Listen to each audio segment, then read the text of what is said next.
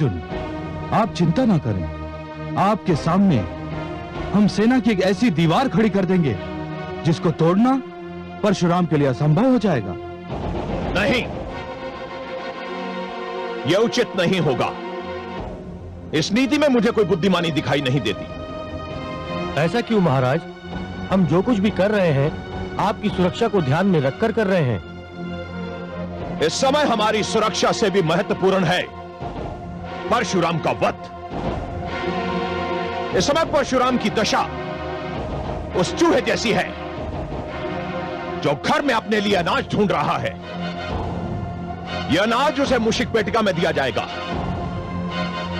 जैसे ही वो अनाज के लालच में आएगा हमारे जाल में फंस जाएगा और हम उसे बंदी बना लेंगे। महाराज, आपकी बात का तात्पर्य? मेरा अर्थ बिल्कुल स्पष्ट है।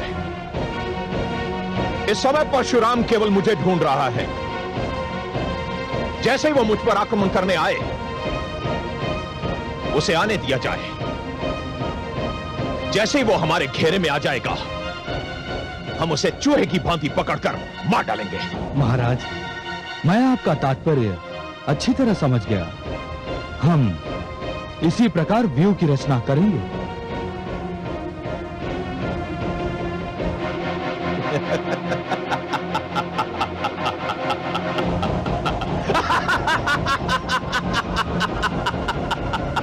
बेचारा परशुराम। परशुराम, नहीं, हम ऐसा नहीं करेंगे। हम ऐसा कदापि नहीं करेंगे। ऐसा क्यों? क्योंकि सहस्त्रार्जुन भी यही सोच रहा है। वो मुझे चूहे की भांति घेर कर मारना चाहता है। तुम लोगों में से जिनकी काया काटी मेरे समान है, ऐसे 5 युवकों को मेरा रूप धारण करना होगा और एक एक करके उन राजाओं की सेना पर आक्रमण करना होगा। तुम में से जो भार्गव वीर मेरे रूप में आक्रमण करेगा वो आक्रमण करने के उपरांत वहां रुकेगा नहीं, वहां से भाग जाएगा ताकि सेना की टुकड़ी भी उसके पीछे भाग जाए। तदुपरांत मेरा वेश धारण किए हुए दूसरा वीर सेना की दूसरी टुकड़ी पर आक्रमण करेगा और वो भी उसी प्रकार भागेगा। इससे उनकी सेना में आतंक फैल जाएगा, भ्रम की स्थिति उत्पन्न होगी। उनके सैनिक ये समझ नहीं पाएंगे कि वो कहां जाएं और क्या करें। और ध्यान रहे, हमें उनके हाथों नहीं मरना है, हमें उन्हें मारना है। और कोई प्रश्न? नहीं, हम समझ गए, हम समझ गए, हम समझ गए।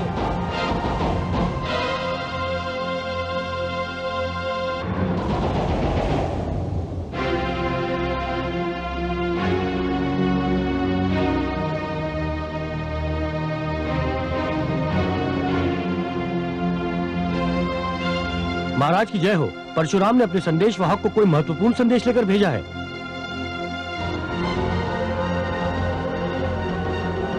सावधान रहने की आवश्यकता है महाराज। हम परशुराम पर भरोसा नहीं कर सकते। हम है क्षत्रिय हैं। 4 पुत्रों के कटे हुए सर देखकर भी हम क्षत्रिय परंपरा को नहीं भुला सकते। संदेशवाहक का स्वागत है। वो संदेशवाहक चाहे हमारे शत्रु परशुराम का ही क्यों ना हो, उसे आदर सहित अंदर लाया जाए। जो आज्ञा महाराज।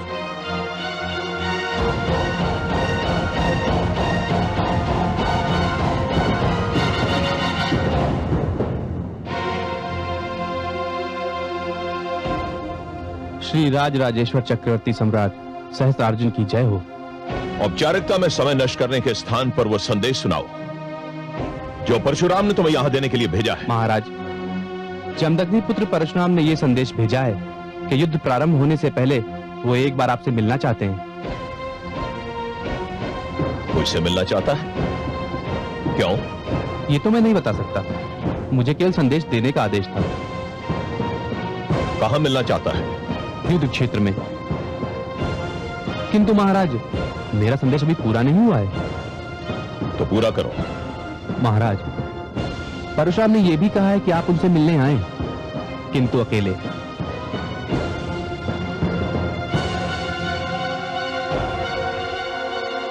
आपके साथ आपके सहयोगियों में से किसी को भी नहीं होना चाहिए। संदेश पूरा हो गया? महाराज की जय हो, संदेश पूरा हो गया।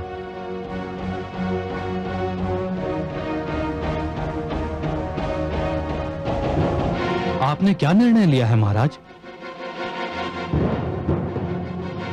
हम सोच रहे हैं। मेरे विचार में तो आपको वहां नहीं जाना चाहिए महाराज। महाराज, हम परशुराम पर विश्वास नहीं कर सकते। महाराज, आपके वहां जाने से संकट भी उत्पन्न हो सकता है। और हमारे ना जाने से क्षत्रिय गौरव का अपमान भी हो सकता है। क्षत्रिय गौरव के सम्मुख हमारे प्राणों का कोई मूल्य नहीं। हम जाएंगे, अवश्य जाएंगे। परशुराम से कहो कि हमने उसकी विनती स्वीकार कर ली है। हम उसे मिलने अवश्य आएंगे। महाराज की जय हो।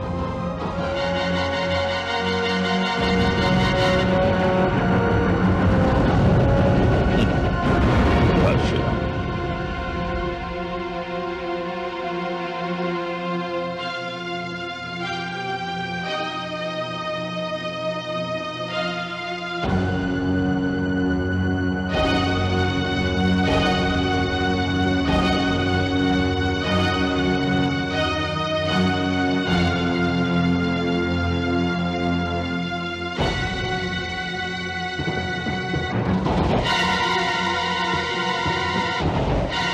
तुमने कदापि आशा नहीं की होगी कि मैं तुमसे भेंट करने आऊंगा।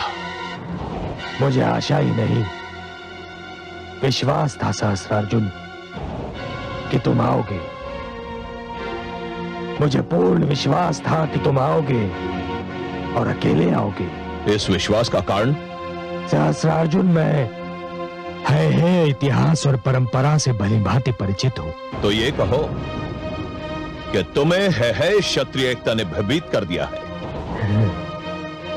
सहस्रार्जुन, मैं संसार में किसी वस्तु से भयभीत नहीं होता। हाँ, कुछ बातें मुझे चकित अवश्य करती हैं। मैं समझा नहीं। मैं समझाता हूं।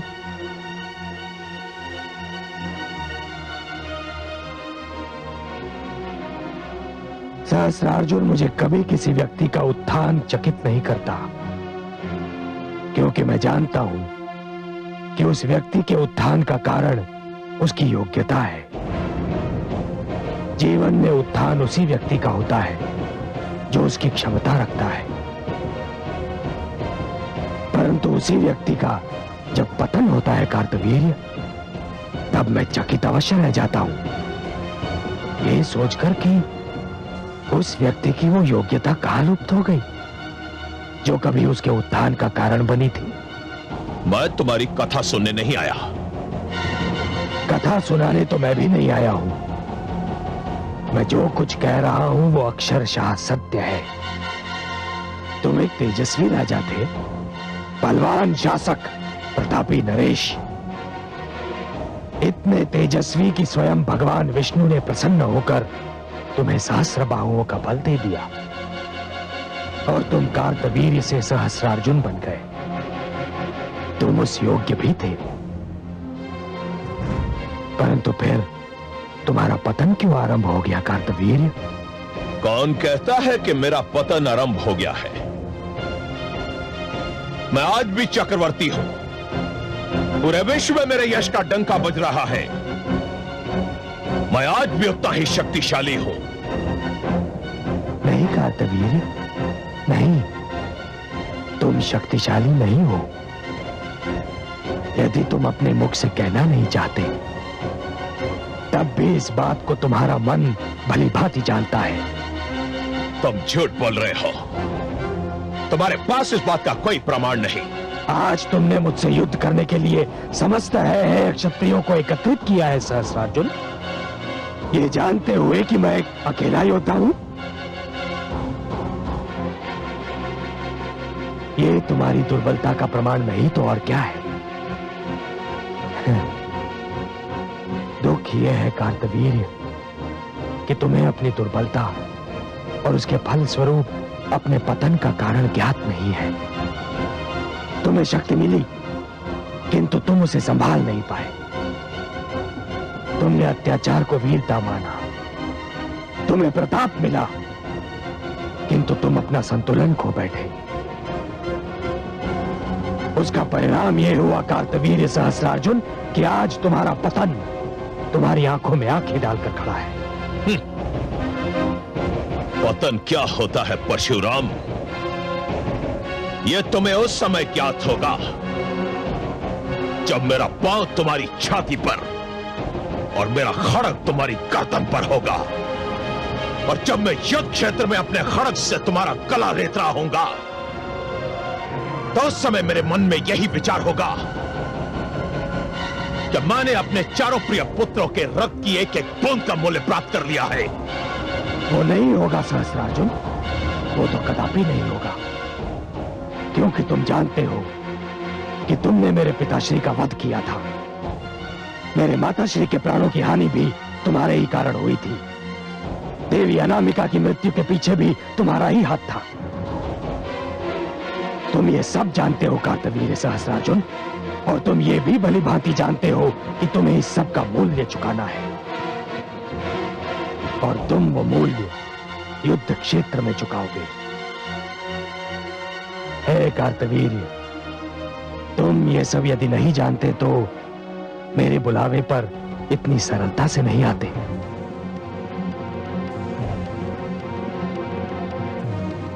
मुझे अब तक यह नहीं ज्ञात हो सका कि तुमने मुझे यहां आने का निमंत्रण क्यों दिया था। एक अवसर देने के लिए, केवल एक अंतिम अवसर। जो बात मैंने महारानी मृण्मयी से कही थी, यदि तुम वो बात मान लो सहस्त्रार्जुन, यदि तुम समस्त ऋषियों, भार्गवों और विद्यार्थियों से क्षमा मांग लो, तो यह युद्ध टल सकता है। तुम्हारे प्राणों की रक्षा हो सकती है।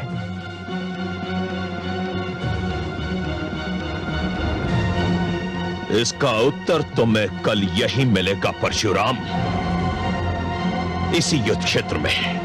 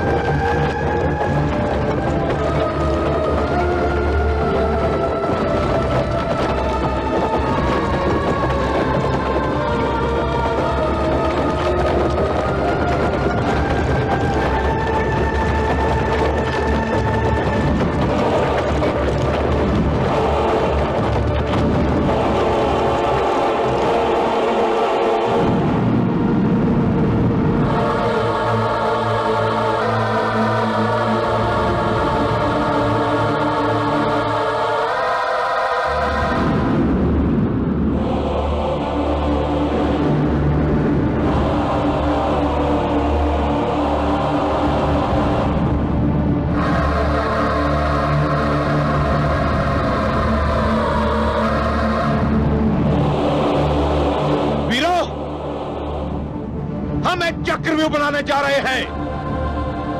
समझ रहे, एक एक सैनिक, एक एक योद्धा का एक ही लक्ष्य होगा, परशुराम।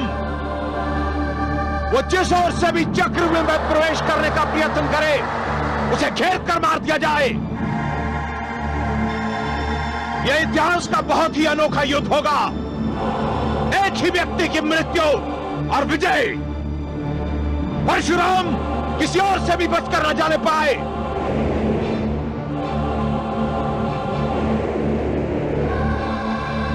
महाराज सहस्त्रार्जुन, युद्ध क्षेत्र तो रिक्त है। यह कैसा युद्ध है? यहां तो कोई प्रतिद्वंदी नहीं है।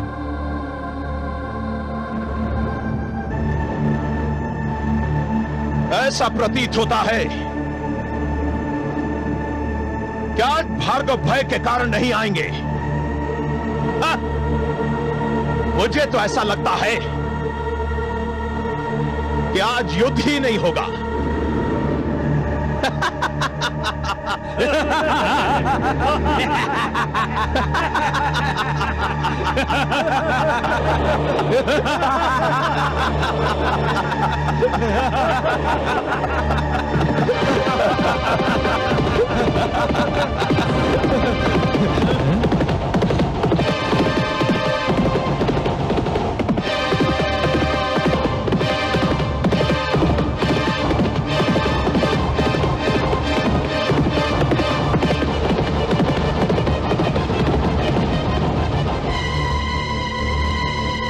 परशुराम, उठे नरेश, आक्रमण करो। मुझे परशुराम का वध चाहिए। आक्रमण! आक्रमण!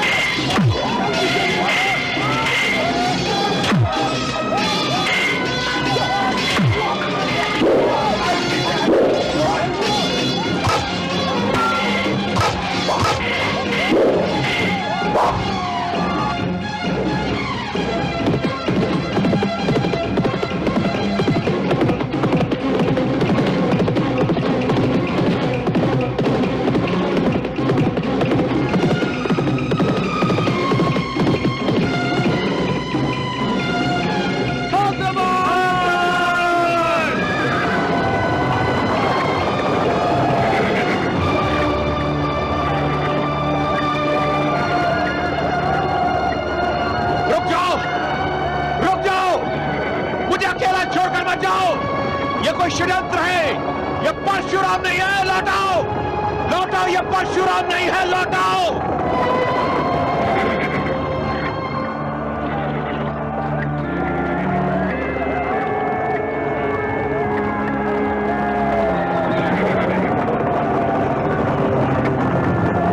रुक जाओ, मैं कहता हूं रुक जाओ, ये परशुराम नहीं है, रुक जाओ,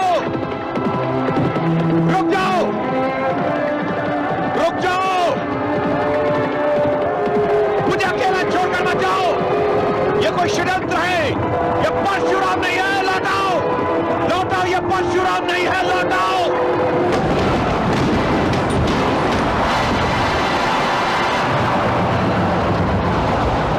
तुम सत्य कहते हो सहस्त्रार्जुन, परशुराम वो नहीं, परशुराम तो मैं हूं। अब उठाओ अपने शस्त्र और दिखाओ अपनी सहस्त्र बाहुओं का बल।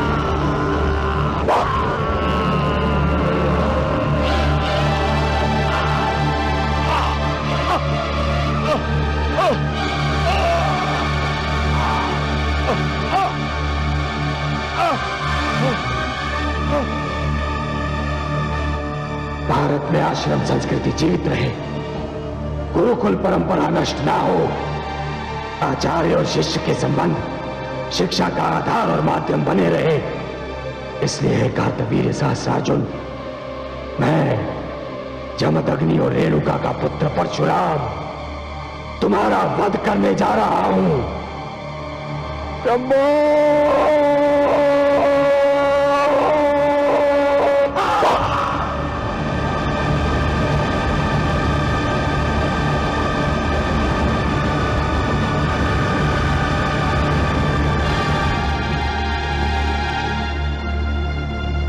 शंभो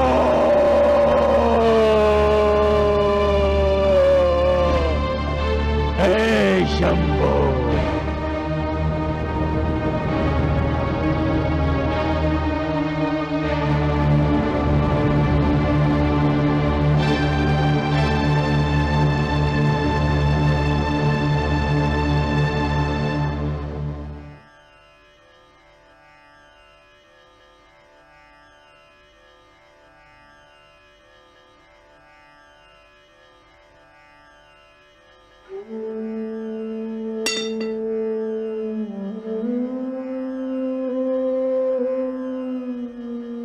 हे माता, हे पिता, मैंने आपको वचन दिया था कि इस धरती को हे क्षत्रियों के रक्त का सरोवर बना दूंगा। मैंने अपना वचन निभाया है माता।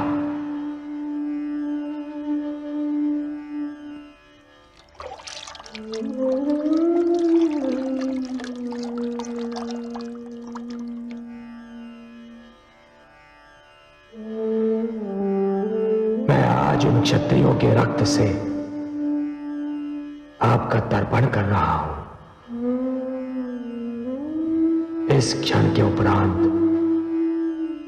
मेरा अभियान समाप्त हो गया है। परशुराम एक इतिहास बन गया है माता, परशुराम एक इतिहास बन गया। वो इतिहास जो मानव को यह बताएगा कि अत्याचार का विरोध ना करना अत्याचार को सहयोग देना है। हे देवगण, हे ब्रह्मा, हे शिव शंभो, परशुराम ने अपना लक्ष्य पूर्ण कर लिया। मैंने अपना लक्ष्य पूर्ण कर लिया।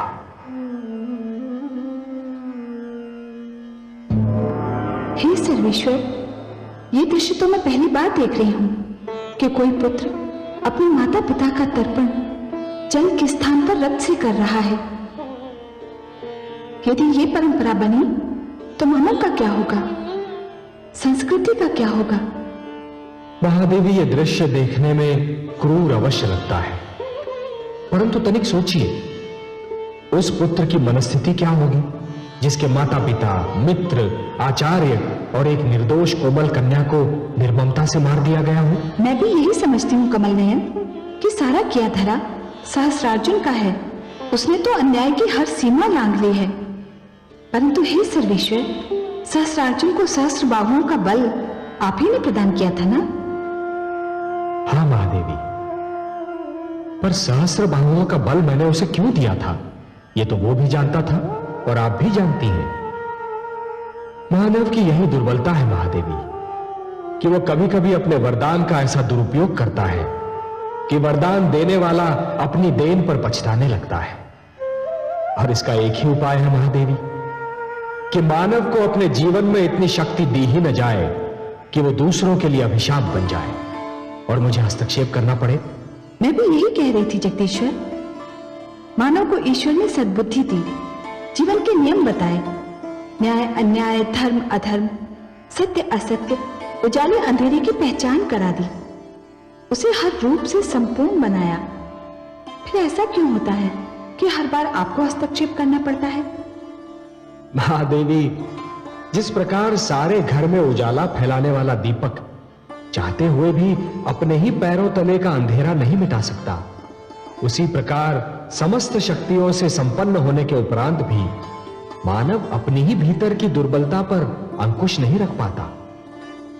मानव की दुर्बलता यह है महादेवी कि शक्ति पाते ही वो ये सिद्ध करने पर उतर आता है कि जो शक्ति उसके पास है वो किसी और के पास नहीं है, और इसे सिद्ध करने में वो उसी प्रकार अहंकार के जाल में फंस जाता है जिस प्रकार एक पंछी बहेलिए के जाल में फंस जाता है। और फिर जिस प्रकार भोर दोपहर में, दोपहर संध्या में और संध्या रात्रि में परिवर्तित हो जाती है, उसी प्रकार अहंकार अन्याय में, अन्याय अत्याचार में और अत्याचार निर्ममता में परिवर्तित हो जाता है। और तब आपका हस्तक्षेप न करना असंभव हो जाता है। हाँ महादेवी, और फिर मानव की आत्मा से दुखी पुकार उठती है, जिसे सुनकर मैं अपने पग रोक नहीं पाता। कमल नयन, आप पग नहीं उठाएंगे तो अनर्थ हो जाएगा। आत्मा की दुखी पुकार परमात्मा ने सुनी तो मानव की आस्था टूट जाएगी, विश्वास चूर चूर हो जाएगा, तम और अन्याय की शक्तियों की विजय हो जाएगी। मानव की तो आप संकट मोचन हैं, सहायक हैं, अंतिम आश्रय हैं। मुझे अपने प्रश्न का उत्तर मिल गया देवेश्वर। अंत हुआ अन्याय का, पूर्ण हुआ अभियान, यही दंड है पाप का, ले हर कोई जान। जीवन में निर्दोष की कभी न लेना हाय, दुखिया मन की हाय से सारा जग जल जाए, सारा जग जल जाए। जो सुनेगा ये पुराण पाएगा सुख और ज्ञान, पाएगा सुख और ज्ञान। कर्म को ही धर्म जान, प्रेम की तू छेड़तान, प्रेम की तू छेड़तान। बीते युग बता रहे हैं, बीते युग बता रहे हैं, सत्य पथ पे चल सुजान। विष्णु पुराण